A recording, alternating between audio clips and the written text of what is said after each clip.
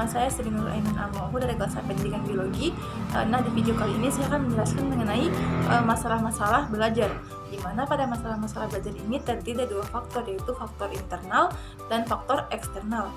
Nah, untuk faktor internal itu sendiri, saya ambil contoh itu ada 6 faktor. Nah, yang pertama itu ciri khas atau karakteristik siswa, dan yang kedua yaitu sikap terhadap belajar, serta yang ketiga yaitu motivasi belajar, yang keempat yaitu konsentrasi belajar, dan yang kelima yaitu mengolah bahan ajar, serta pada faktor yang terakhir yaitu menyimpan perolehan hasil belajar. Nah, baiklah, dari yang saya sebutkan tadi itu yang pertama yaitu ada ciri khas atau karakteristik siswa. Nah, untuk ciri khas atau karakteristik siswa ini sendiri, di mana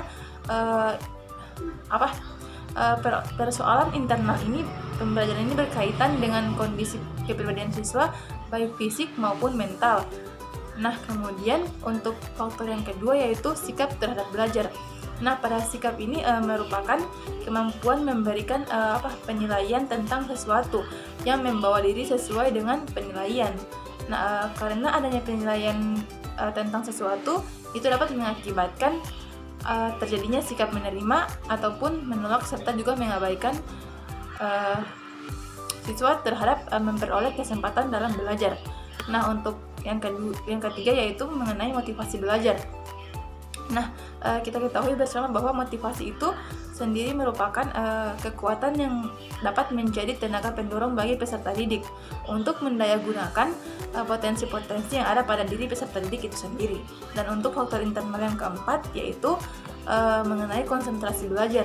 Nah, di faktor ini di mana konsentrasi belajar ini sendiri merupakan kemampuan memusatkan perhatian pada pelajaran. Nah, arti dari pemusatan perhatian tersebut tertuju pada isi bahan belajar maupun proses peserta didik memperoleh hasil belajar tersebut.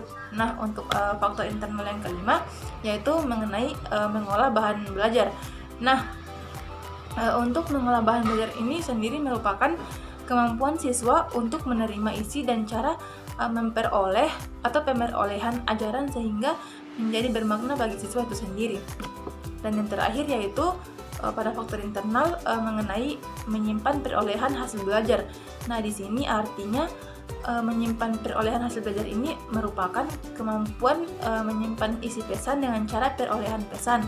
Nah, kemampuan menyimpan tersebut dapat berlangsung dalam jangka waktu yang pendek maupun dalam jangka waktu yang panjang. Nah, kemudian yang kedua yaitu bicara tentang faktor eksternal.